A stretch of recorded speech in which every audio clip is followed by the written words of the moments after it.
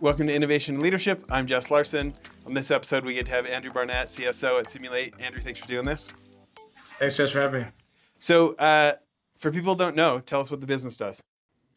So, Simulate's a SaaS-based platform. We're all about cybersecurity and really helping clients demonstrate the effectiveness of the millions of dollars that they've spent across technology and people and process, helping them understand where they can go and improve, how they could defend against the latest and greatest cyber attacks, and really come up with a methodology to continuously validate that they're doing the right things and keep moving forward.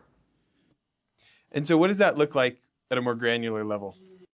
Yeah, so granularly, what we're doing is allowing people to automate a lot of things that are being done manually today in terms of assessing what their attack surface looks like. So, what are the assets and components of my environment? What are other pieces of information that an adversary might use to gain an advantage with my company, gain a foothold, break in, hack, whatever you want to call it? Then also go and safely run real malicious behaviors, the types of attacks that adversaries out there are using every day. Run those against your production environment, again, in a safe way, but understand whether or not you'd be able to stop that attack. So, within the cyber world, there's things like threat intel or advisory firms that are out there educating their clients every day on, hey, this new hacker group just came out and they're doing the following things to target your industry. After that, most companies are kind of left holding that bag saying, I'm scared. What do I do about this? Simulate's the answer for that. We can show you exactly how would that attack work in your environment if it would. Can you see it? Can you stop it? Would you respond to it correctly? If you don't get any of those results that you were hoping you would, we also inform you on what you could go do to do it better. Make those changes, and then go test it again. It's all about kind of continuously validating, because the cyber threat landscape changes all of the time. So you need to be able to be nimble and shift with it. So, thinking about so much of our audience are CEOs and investment fund managers or people that want to become that. As you think about the responsibilities of a CEO to be thinking about cyber differently and these kind of things, I want to talk a lot about that today, but I want to talk about you guys first. So last thing I read, I know valuations are all over the place, but I think you'd raised like a total of $141 million at like a $500 million valuation. Does that sound about right? Sounds about right. When you think about so many companies in cyber, because obviously it's becoming a bigger and bigger threat as more and more of the world is run over the internet. There's so many small firms that don't get to be a $500 million company. What do you think that you guys have done differently that not others haven't done? So when we came to market, the ethos or part of the mission that the co-founders had was, we want to bring this capability to everybody. So many of the products that come out today try to position themselves as a silver bullet for the Fortune 500.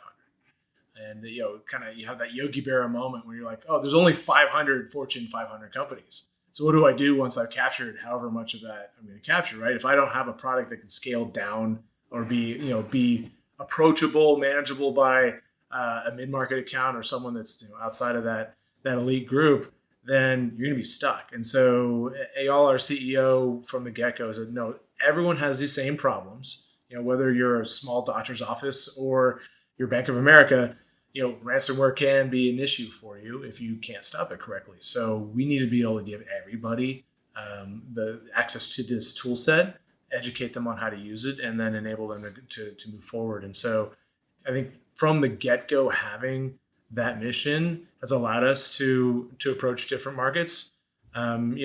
Usually you'll see a lot of startups, whether they're Israeli-based or not, the U.S. is by far and large their biggest market. We're evenly spread across the globe. So, revenue in North America or EMEA, Asia Pac, it's a lot closer than I think you'd see in a number of other companies our size. And I think that just speaks to, again, that focus and how we want to go to market. Yeah. Thinking about your strategy of like, okay, we built to this level. What's our strategy to get to the next level, double the company, something like this, right? What goes on in those conversations? What's it like in that meeting? So it's interesting. You think of like the need to haves and nice to haves of anyone's budget, and what one of the strategies that I've been working on now for coming up on 2 years is really positioning the capabilities that our product offers into that need to have kind of category. So working with partners who sit on the advisory councils for the regulators, informing people on these capabilities, why they're important, and then kind of waiting for that cake to bake. So that's been a strategy of mine since I got here as well. Is we need to make this something that everybody needs because while it sounds self-serving, the benefits, whether it's my product or any of our competitors, um, the benefits and outcomes that are produced by being able to safely run these attacks and know what's going on means that you don't learn the hard way. You find out where your issues are in a proactive manner, and ultimately that benefits everybody.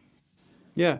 And for CEOs who don't know, can you give us some of the updates on the latest things coming out from the SEC when it comes to breaches and things like that?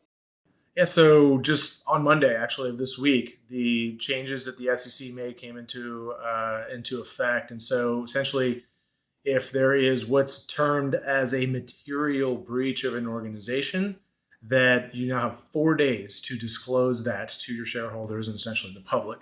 That there is an event, you have to share as much information as you can at that point, what you're doing about it, and then I think that goes into your 8K filing. And so, as you do your annual reporting as well, the curtain is being opened pretty widely now on what does your security program look like? How resilient are you? And so for some organizations, they've been doing this. It's not a big change. For other organizations, they're scrambling right now. Yeah. When you think about kind of the threat landscape these days, let's say CEO is kind of in the like 10 million to billion-dollar company, not the Fortune 500s, right? The startup that's working or that has worked and has now really got traction. Um, we hear like the tropes about the Russian hacker farm, right? Which I Yep. know still exists, but can you talk about state actors and just other folks that people may not realize are as active?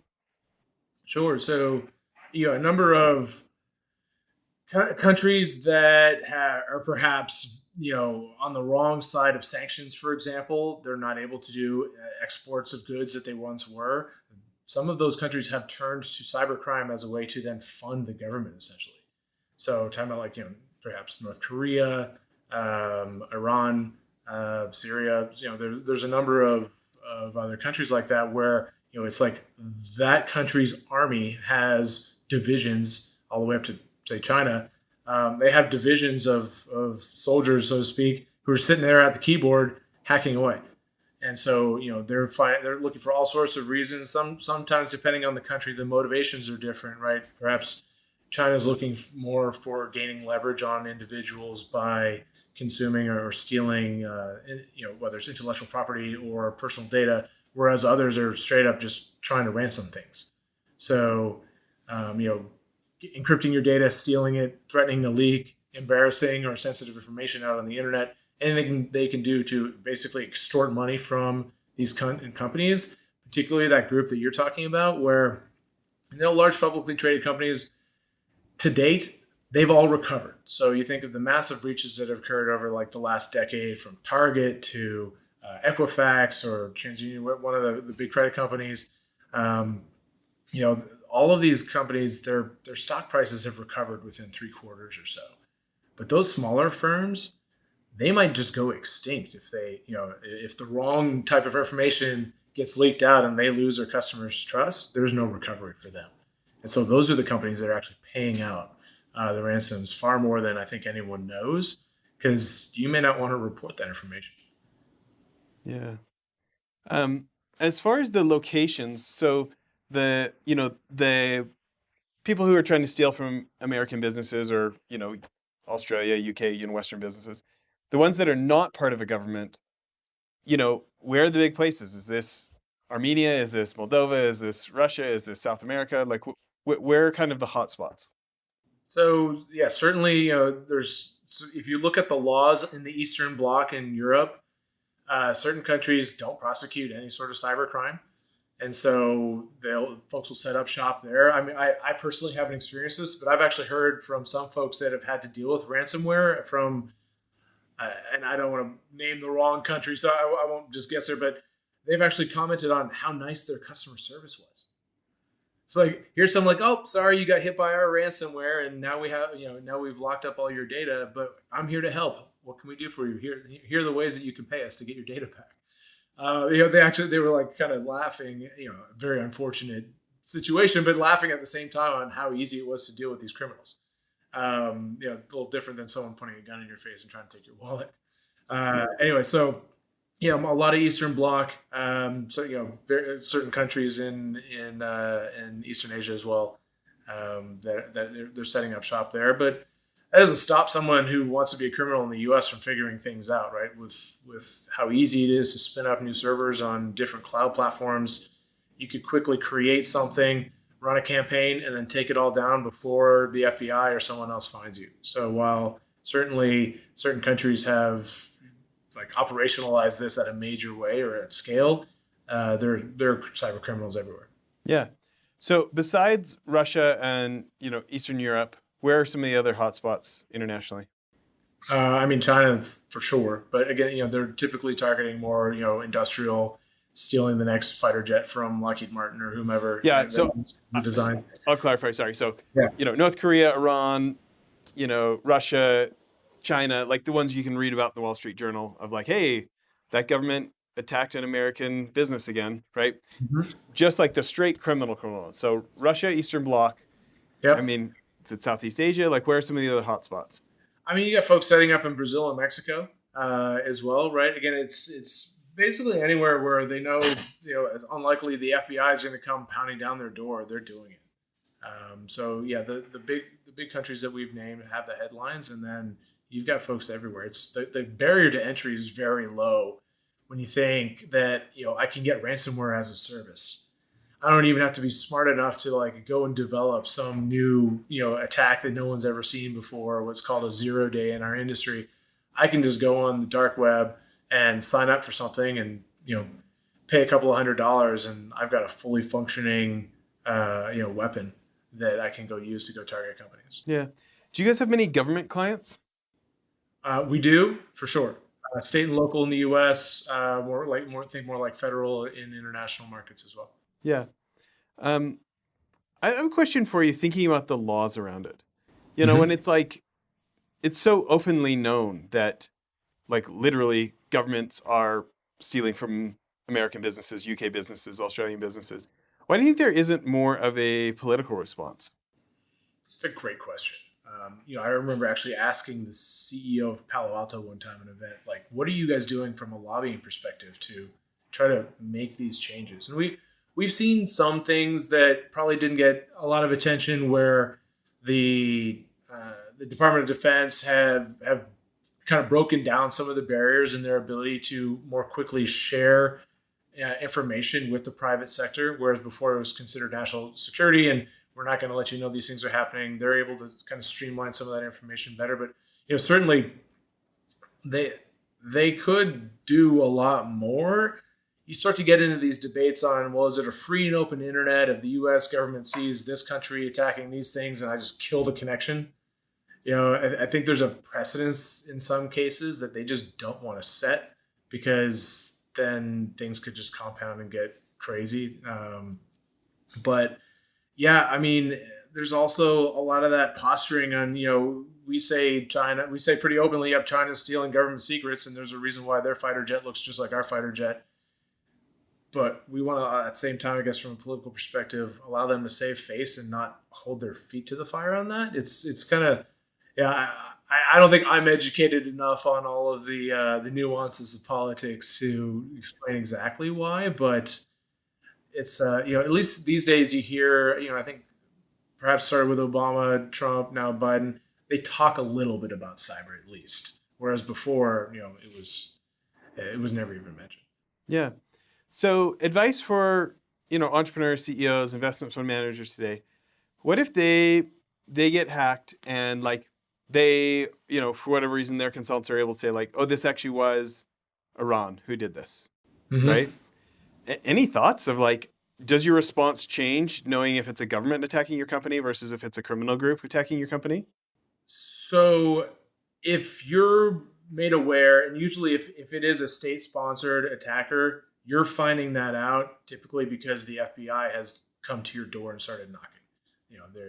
And I've seen that before with clients where they show up, say, "Hey, we found all your intellectual property on servers in China or wherever else might be. We're here to help." Sort of. I think if you discover that it's a foreign adversary coming after you as opposed to a criminal gang, it's just like it's just more, this level of severity just has gone through the roof. And if you're aware now that they are targeting or have gotten into your system, you have to assume the worst because they're far more well funded and enabled than a criminal gang that you may be able to thwart. They have all the resources that you don't. And so, yeah, I mean, if that becomes discovery, then hopefully the folks that are listening have incident response plans in place. They've got trusted advisors and folks that they can call to come in and help, whether that's that's a big four or it's a company like Google, who owns Mandiant, which is world-class incident response. But someone like that they can quickly call and get boots on the ground and start helping. The faster you can respond to these things and at least get an understanding of how broad the breach or cyber event is and get it contained, certainly the better for their business. Yeah. I get to have, I've had a number of, different founders who built their cyber companies over $1 billion on the show. So I like to get these different perspectives, right? I'm interested in your opinion, what you think the percentage split is from, a technical attack versus social engineering, where they're just good enough at getting somebody in the company, pretending to be in the IT department and I need to fix this. Can you, give me your password so I can insert, whatever version of social engineering it is, being the UPS guy and walking in so they can take a quick snapshot of the Post-it notes with the password on the computer screen, whatever. Okay. In your mind, what percentage of the problem today for, businesses in the West is like, what percent is technical hack? What percent is social engineering? I would say there's probably a majority that's social engineering, just because it's so much easier. And now I'll include there's a bit of perhaps an overlap from those two around phishing.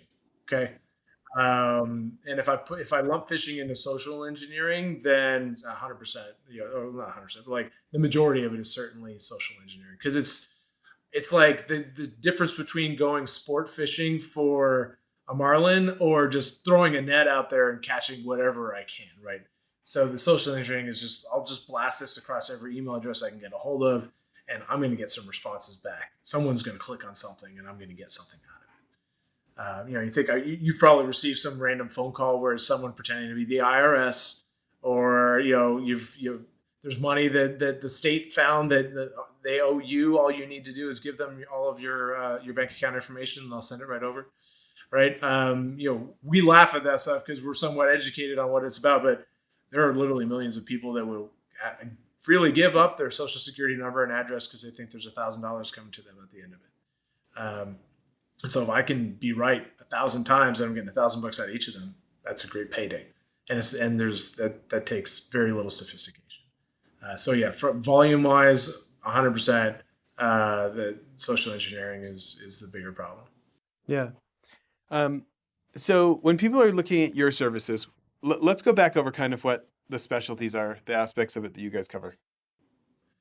So for us, it's there's a term called continuous validation, or essentially a proactive way for you to go and challenge what security technologies you've got deployed. Particularly if we're talking about that space of like the 10 million to billion. And most likely those organizations have outsourced some percentage of their IT and cyber function, right? It doesn't make sense to have a huge team of folks when I can pay less money for a better service, most likely. But that doesn't mean that there shouldn't be checks and balances against those folks, particularly the CEOs and business owners in your audience, right? They're focused on their business. They are looking for someone they can trust, who knows what they're doing, to go and solve this cyber problem for them so they don't have to worry about it. Where our product comes into play is it allows you to get that understanding of like, did I choose wisely when I selected that partner? We can very quickly go and help you determine whether or not they're picking up all the alerts they should, they're responding when they should as well. So that's a big component to what we do. For the larger organizations that do have dedicated cyber staff, more often than not, these folks are firefighting every day. You know, someone clicked on something and their laptop got infected, or you're seeing weird signals coming out of something. You have to go and investigate it. What our platform allows them to do is kind of get out of that rut of constantly responding to things. When you can adopt a methodology of continuously assessing, like, I'm going to run a whole host of attacks every day. Once I deal with that initial list of gaps and issues, now I'm in a known good state, and I've set a baseline. And now I'm just reacting off of changes or maybe novel new things that come out. I'm in a better place. I can go focus on other projects and building, as opposed to being reactive and just dealing with the next problem that comes over. Yeah. Well, switching a little more to the business strategy, where, I mean, there's just such big paydays for criminals and enemy governments to innovate, right? I mean, they just get paid so well to constantly innovate. And not only do you have, your these people trying to steal money from your clients innovating, but you have competitors who are constantly innovating. So I'm Right. interested, like, what's the internal mindset? How do you guys think about continuous improvement and staying up with the leaps forward? hmm So a lot of that, it's a kind of a blend of understanding and constantly meeting with our clients to what does that daily firefight look like? Where can I, not necessarily have to go and forklift my product and change everything. What tweaks and modifications can I make to address some of these new issues that perhaps I hadn't thought of before, and not necessarily reacting to the tactical issue that they're mentioning, but if I can gather enough signals from different clients in different industries or areas around the globe, look for those commonalities, and using that information then inform, like, what do I need to go next? Like, oh, you know what? If just to give you a specific example, what we're finding is that as people get more and more tooling, more and more information is getting created. More often than not, my list of things to go do is just continuing to grow. Whether we're talking about having to go patch more and more vulnerabilities, if I'm using multiple cloud environments, AWS, GCP, Azure. Most people have stuff in all three, if not Oracle Cloud and Alibaba and others. Like, each one of those cloud environments is different. It's like owning all different data centers at this point.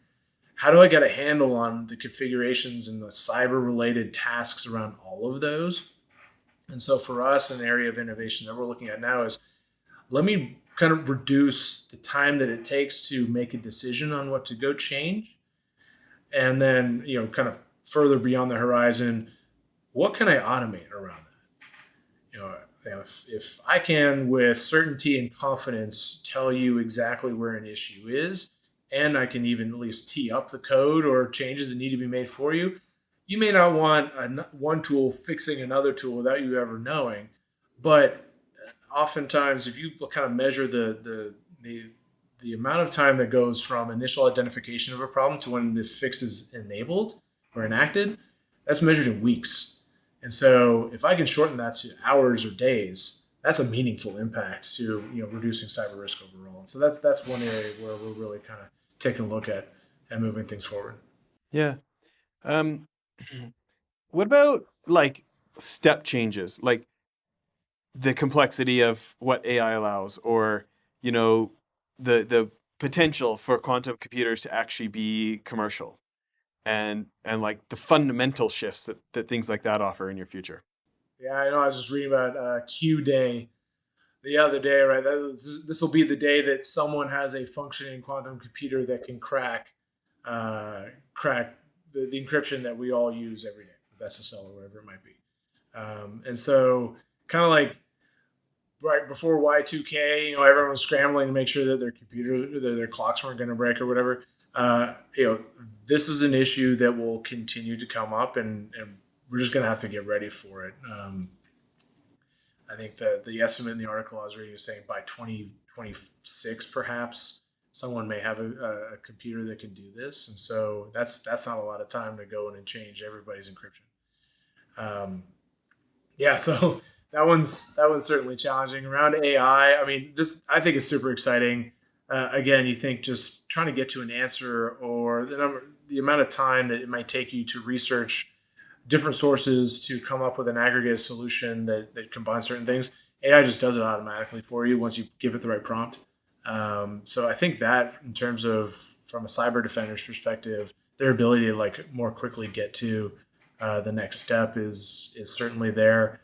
I haven't seen. Well, certainly you've got some product companies out there talking about integrating it. I haven't seen anyone like effectively implement that into their tooling yet, uh, but it's certainly coming. Yeah.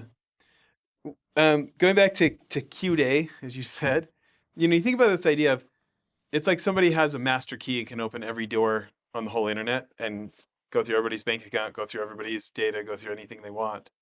Um, in your mind, like, I mean, we're going from like horse and buggy to cars, or horse and buggy to airplanes. I mean, like, it's not a change. It's like a fundamental, like, it's a fundamentally different society at that point when it's like, okay, nobody's locks work on anybody's doors or anybody's bank vaults anymore.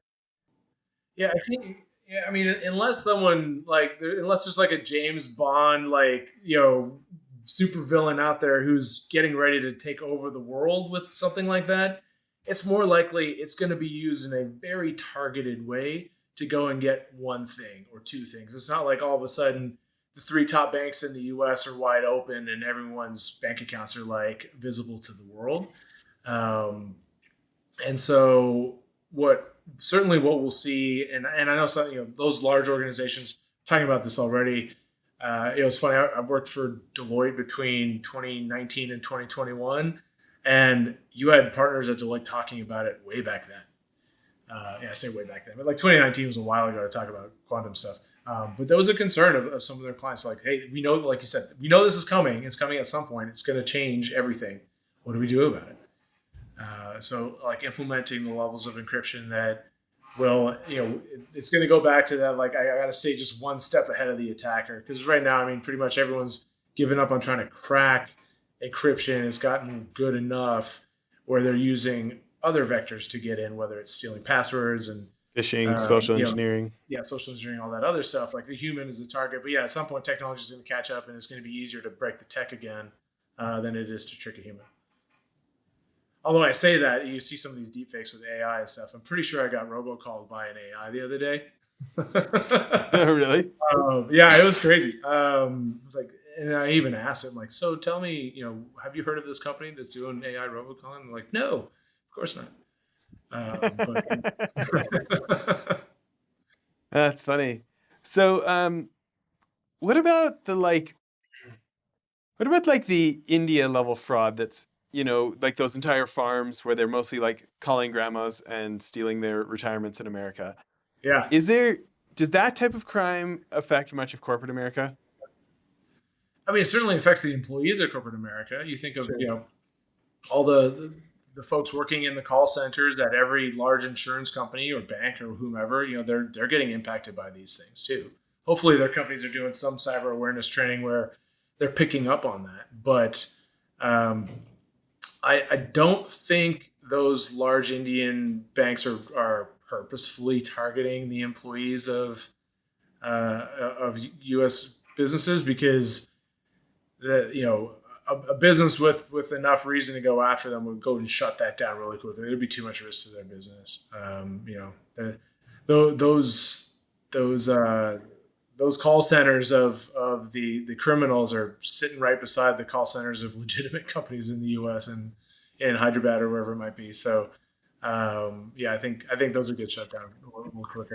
I did see a fun fraud hunter video on YouTube last week of a guy who was good at ratting and could see, like, the from the security cameras in the office, and had just done enough work, like literally reading their emails off their screens. He started to map, and like he figured out the names of everybody in the office and stuff. That's awesome. And so he hacked their computer so that somebody's phone called him, and then she's like, hi, this is Susan, da da da, and he's like, Yeah. oh, hi Priya, how are you? She's like, what? How do you know who I am? He's like, well, I know everything. I know who's sitting beside you. I know everything. You know, and they're like, what? Who's sitting beside me? And he starts telling her the names, you know, and like the whole place is freaking out. And um, I'm like, why don't we have you know, like we can spin up Homeland Security, we can spin up new government agencies for everything. Why don't we have an agency whose job is to do that? Yeah, you know, I can't recall the name of the company. I met some guys a couple of years ago at RSA or one of these, you know, the other big cyber conferences where like hacking back was basically their job. The In those cases it's easier. In other cases, like attribution on who's actually doing it can be somewhat difficult. And then really the U.S. government discourages it. They don't want private companies doing these things because of, you know, we might end up messing up some sort of investigation that they're doing. Yeah. No, It's listen, I'm saying let's have the yeah, government do it. Like the yeah, FBI is too busy, you know, NSA is too busy like trying to stop a nuclear bomb. You know what I mean? Like spin up a new group whose main job is like literally going after the criminals, sucking America dry of you know, from ransomware and all these things that, you know, those big law enforcement agencies are too busy to really go dismantle. yep.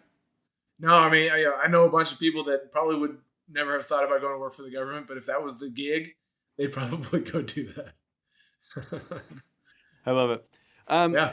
so again, I kind of asked this question already, but again, you know, changing, you know, criminals changing tactics, um, the just straight the world of technology is changing. Your competitors are always improving, and you want to double 10 times the company, something like this. Um, how does this show up in like lead gen and sales and like your literal go to market? How does that, you know, these broader forces, how does that show up in how you guys think about how to build it, you know, an enduring company that will continue to grow? So for us, because you know, if you combine our you know our customer base plus what I'm pretty certain it looks like our top 3 or 4 competitors compared to what we see as the overall market for say breach and attack simulation, we're only at like a 20% market penetration at the moment. So tons of space out there for everybody to go make more money. And so the way Okay, that we look, let's work with that one then. yeah, So the 80% of the market that doesn't know they should be hiring you, how are you getting to them? How do you get the word out? How do you get them? How do you create the desire to spend the time and effort when all that stuff sounds like, you know, a black box of gobbledygook to a lot of guys who are worried about how to get their next customer? yep, no, that's spot on. And so, and even though like there are you know the handful of competitors that we see out there in the field going going up against us, we're competing against against really the other 1,000 cyber startups that are out there trying to get that 5, 10, 20 minutes of time with the security leader as well, right? That time, we're all competing for that time. In some cases, we might be competing for dollars, but it's mind share and just trying to quickly show the value that we'd be getting and why you want to spend that time with us and not one of those other 1,000, right? So from an outreach lead gen perspective, for the best success that I've seen us get to is with not just like account based mapping kind of targeting type of stuff, but is really role. And if you look in cyber, everyone wants to get to the CISO. That's like the holy grail for every cyber startup out there is, oh, we got to get to the CISO. Go take that person to dinner or buy them lunch or whatever it might be. You need their buy-in. And certainly in many organizations, ultimately the decision will come down to the CISO. But in larger organizations, they've typically delegated this down to their direct reports. And in even larger organizations, it's 2 below the CISO. And so it's looking for someone who's head of cybersecurity operations or infrastructure, or someone who is tasked more with what we call offensively minded security stuff. There's a term called the red team, and these are basically the hackers that you employ to hack your company all the time. And so informing our lead gen folks on like, I need those people. Certainly, if I can get on the phone with the CISO, I appreciate their time, and we'll talk to them about the value that we can provide them and learn a little bit more about their business to see if we're a good fit. But those folks that are closer to the trenches and the daily fighting, talk to them about like, here are the problems I can help solve for you. One, they'll probably listen to you more because they don't have a billion people trying to call them. And 2, because they're feeling that pain more directly, they may be more interested in seeing what we have to say. I will say I always, I feel like I've been a sales guy my whole life since I was a 15-year-old, you know, and I do love it when it's like you do get through to the CEO or the C something, and they send you down to their like a person one or two levels down. They're like, and it gets directed. Hey, I want you to meet with this guy and hear about what their company does. That's always a great. That's always a great meeting. Okay, for sure. Yeah, certainly there's a little bit of like you're going to get delegated down to the level at which you sound like. If you sound like an analyst, CEO's not going to talk to you. So it is important to have that right presence and understand the challenges of whichever level it is you're speaking to. Try to meet them at where they're at for sure, and that's always a challenge with go to market. Yeah, Well, this has been great. If people want to check out the company, where should they be going? just go to cymulate.com, CYMULATE, and or reach out to me on LinkedIn. Happy to chat. And really appreciate your time today. Yeah, great. Anything you want to leave people with? Yeah, I mean, I think like I said earlier, people are finding out the hard way when things happen. They're getting attacked, whether it's they're having to lean on their cyber insurance provider, or hopefully it's not a 3-letter agency that's informing you that you've been attacked. But at the end of the day, if I'm having to come back from an event, that's not a great place to be in. And so for the organizations that feel like they're ready to make that leap from being more ad hoc or reactive in their cybersecurity to being proactive, we'd love to chat. Yeah, very cool. Yeah. Okay, thanks for listening, everyone. Thanks, Jess.